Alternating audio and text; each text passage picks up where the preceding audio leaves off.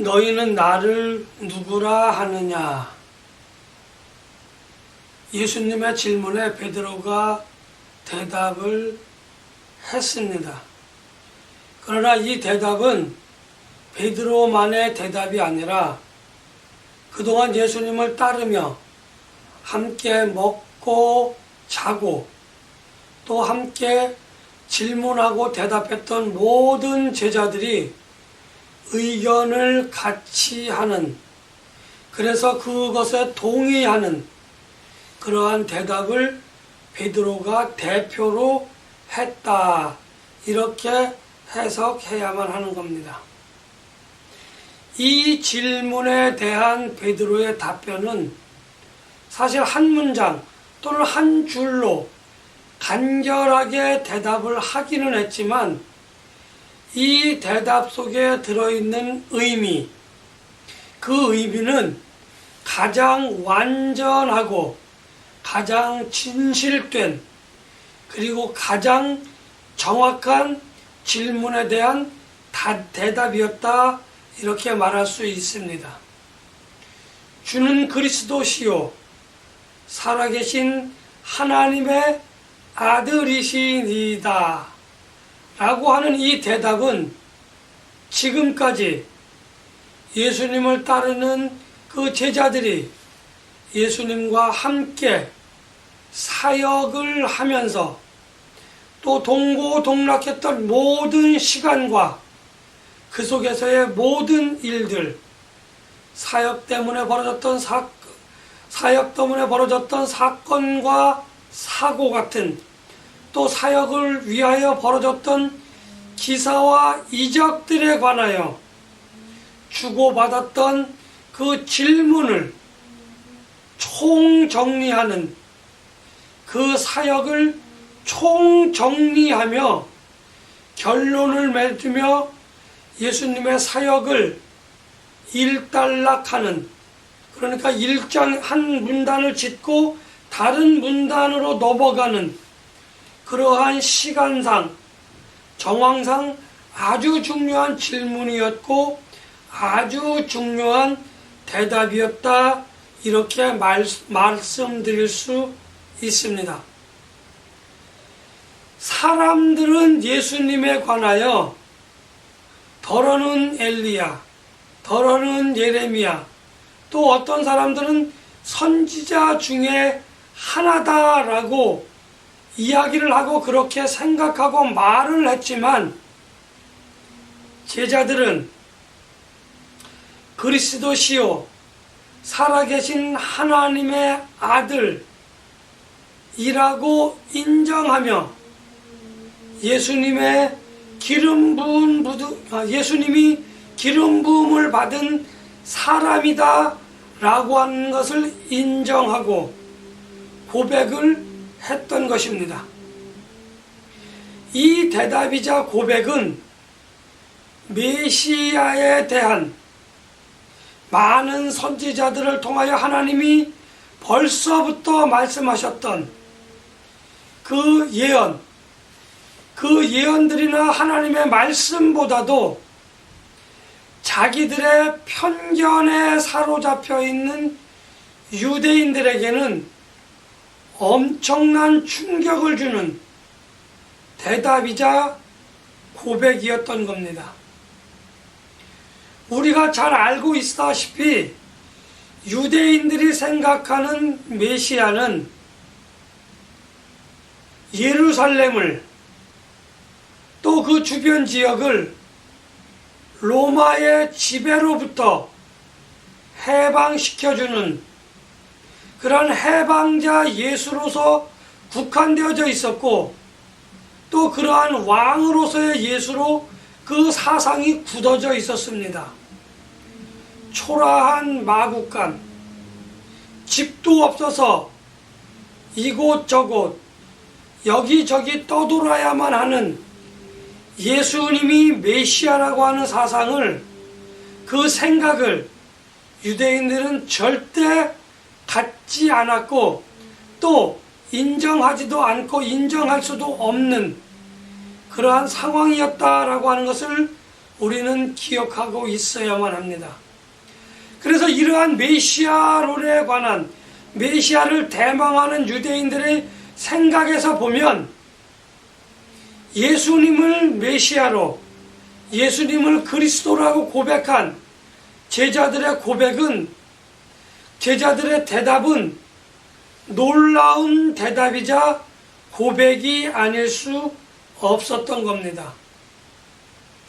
이러한 유대인들의 편견된 사상, 유대인들의 잘못된 사상을 잘 알고 계셨던 예수님은 스스로를 칭하시기를 인자라고 낮추어서 부르셨습니다.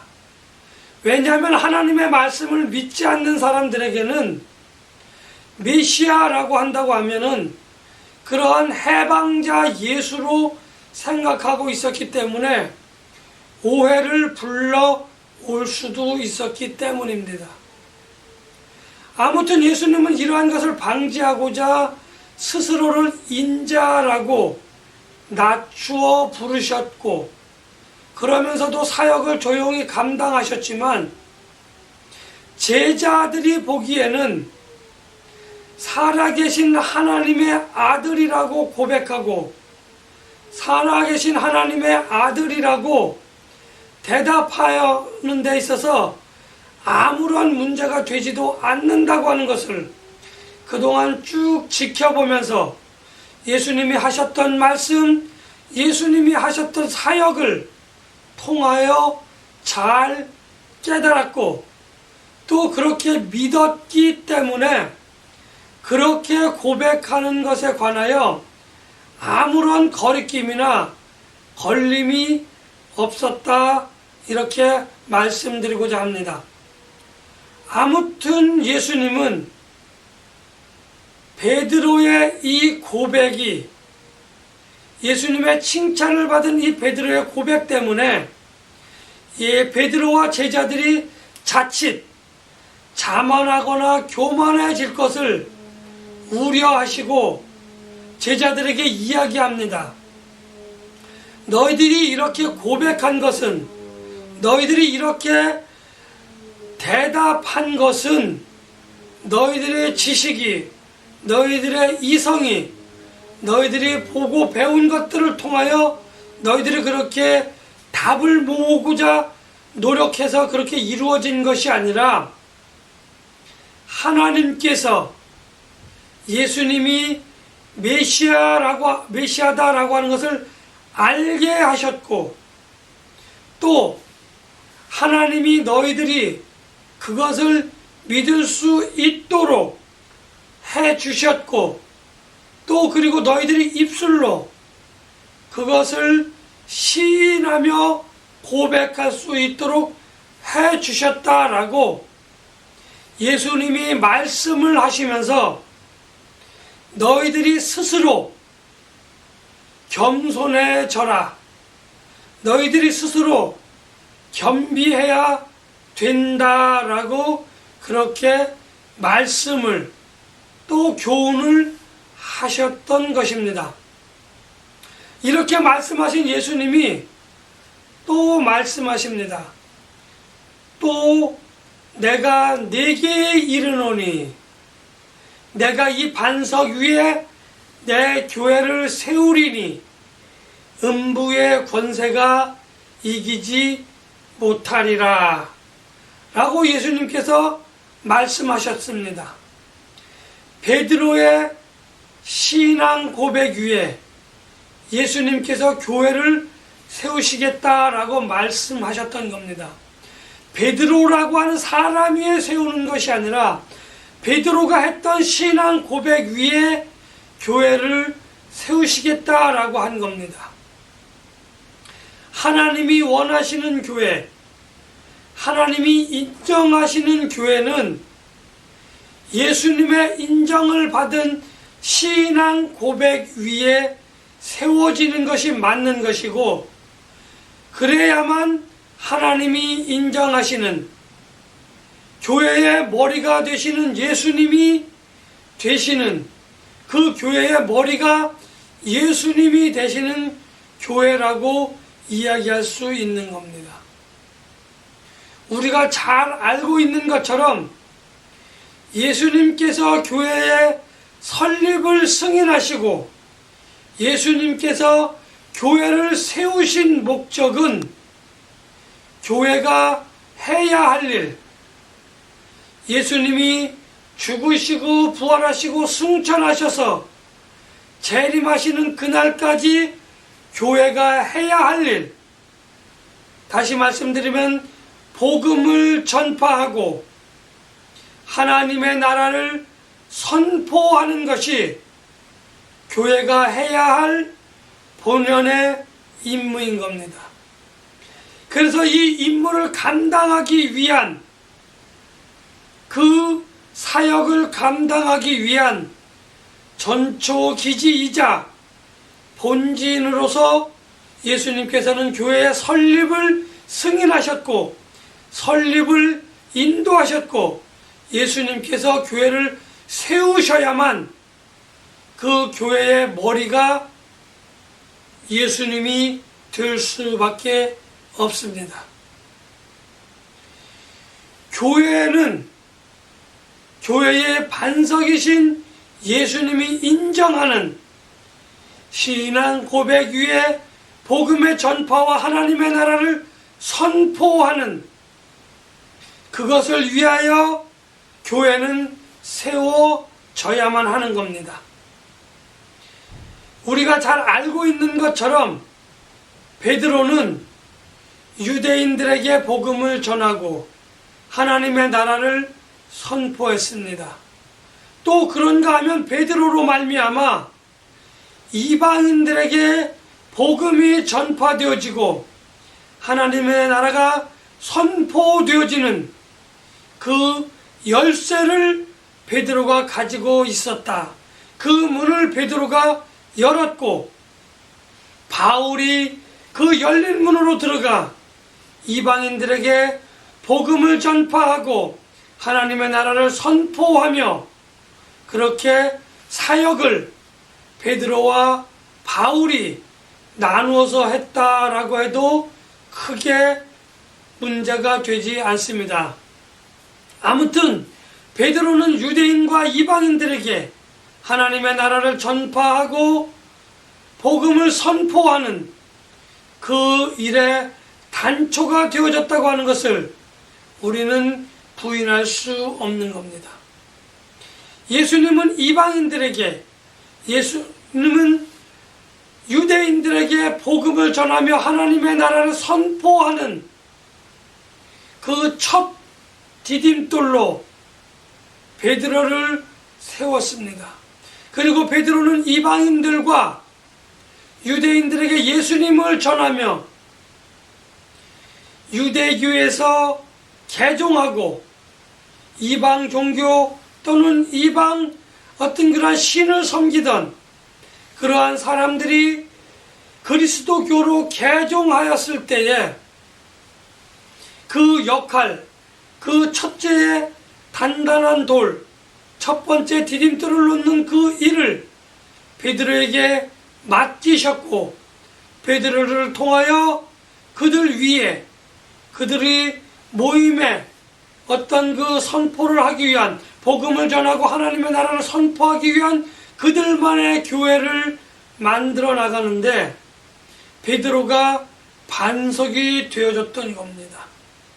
그래서 예수님께서는 베드로를 반석이라고 칭하셨고 또 베드로가 그 일을 잘 감당할 수 있도록 베드로에게 반석이라고 하는 또 다른 별칭을 부여하셨던 겁니다. 물론 이 반석은 베드로가 아닌 예수님이라고 하는 것을 우리는 잘 알고 있지만 복음을 전파하기 위한 그 디딤돌로서의 반석은 베드로였다, 바울이었다. 바울 역시도 베드로가 놓았던 그 디딤돌, 그 반석을 디딛고 그 사역을 감당했다고 하는 것을 우리는 부인할 수 없는 겁니다. 이방인 개종자들에게 교회의 기초가 되는 그 돌을 놓았던, 첫 번째 돌을 놓았던 사람이 베드로입니다. 유대인들이 유대교에서 개종하도록 하는 그 복음 전파와 하나님의 나라를 선포하는 첫 디딤돌을 놓았던 사람이 베드로입니다. 그래서 이렇게 첫 디딤돌, 이 반석을 놓는 베드로를 반석이라고 예수님께서 부르셨다고 하는 사실을 우리는 성경을 이해함에 있어서 오늘 베드로가 반석이라고 불렸던 그 이유, 그 원인으로 이해하여야만 하지, 정말 베드로 위에 교회를 세우겠다라고 하시는 예수님의 그 말씀을 문자적으로 해석하는 그러한 우리가 실수를 범해서는 안 된다는 것을 말씀드립니다. 예수님께서는 교회를 세우시면서 말씀하셨습니다. 내가 이 반석 위에 내 교회를 세우겠다. 내가 세운 이 교회를 음부의 권세가 이기지 못하도록 하겠다라고 예수님은 분명하게 말씀하셨습니다. 예수님의 선포, 예수님께서는 교회를 세우시는 것은 물론 교회가 안전하고 또 교회를 보호하시겠다고 하시는 그 약속을 하셨는데, 그 약속은 교회의 머리 된 예수님을 인정하고 머리 된 예수님을 더욱더 빛나게 하셔야 하는 겁니다. 교회의 본질인 복음을 전파하고 하나님의 나라를 선포하는 데에 게을리한다고 한다면 그 교회는 신앙 고백 위에 세워진 교회가 아니고, 그 신앙 고백 위에 세워졌다 우리가 이렇게 이야기할 수는 있겠지만 하나님으로부터, 예수님으로부터 인정받지 못한 그러한 교회다라고 밖에 판단할 수 없는 겁니다. 베드로의 신앙 고백과 같이 하나님의 인정을 받지 못한 그러한 신앙 고백 위에 세워진 교회라고 한다고 한다면 그 교회는 하나님의 인도와 하나님의 보호를 받을 수 없습니다. 예수님께서 다시 오실 때까지 교회는 이 땅 위에 영원히 존재하게 되어집니다. 복음 전파와 하나님의 나라를 선포를 위하여 교회는 존재하게 되어지는데, 복음 전파를 위하여 하나님 나라를 선포를 위하여 우리는 예수님의 성품을 따라 교회의 본질을 따라 그 일을 묵묵히 감당하며 예수님을 전하고 복음을 전파하며 하나님의 나라를 선포하는 그러한 교회가 되어져야만 할 것입니다. 때로는 음부의 권세가 교회에 맞서 교회가 주저하거나 교회가 머뭇거릴 수는 있습니다. 그러나 교회는 주저앉을 수도 있고 머뭇거릴 수도 있겠지만 교회는 결단코 패하지 않는다고 하는 사실을 우리는 분명하게 알고 있어야만 합니다. 왜냐하면 마지막 때의 승리, 최후의 승리를 예수님께서 약속하셨고 그 승리가 우리의 목전에 있다고 하는 그 믿음을 가지고 우리는 주저앉아 있지만 일어날 수 있는 힘을 예수님을 통하여, 하나님을 통하여 우리는 받을 수 있고 일어날 수 있는 힘을 가지고 일어날 수 있는 겁니다. 넉넉하게 이기시는 예수님의 능력을, 하나님의 인도와 보호하심이 우리와 함께 하시기 때문에 우리는 음부의 세력을 넉넉하게 이겨나갈 수 있는 겁니다. 예수님은 사역을 통하여 또 가르침을 통하여 기사와 이적을 통하여 당신이 메시아라고 하는 것을 스스로 증명해 나가셨고 많은 사람들이 그것을 보며 예수님을 메시아로, 또 제자들이 그것을 보며 예수님을 메시아로 인정하고 고백하였던 겁니다.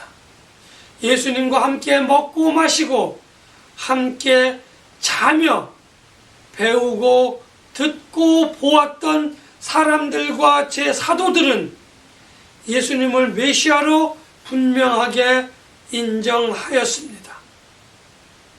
이제 우리는 예수님을 머리로 한 교회가 교회다라고 하는 것을 사람들에게 인정받아야만 합니다.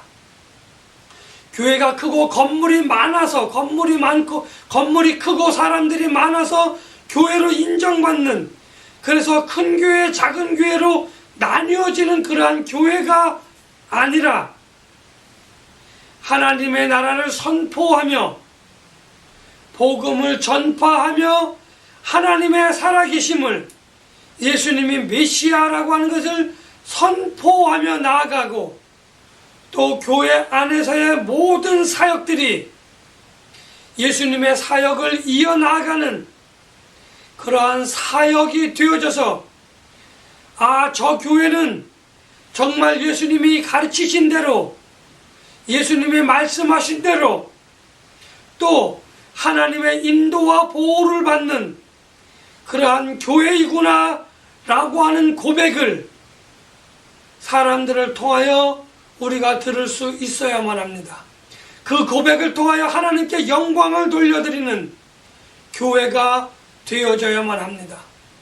그래서 교회는 더 열심히, 더 멀리, 더 많이 하나님의 나라를 선포하고 복음을 전파하며 예수님의 향기를 뿜어내는 그러한 교회가 되어져야만 할 것입니다.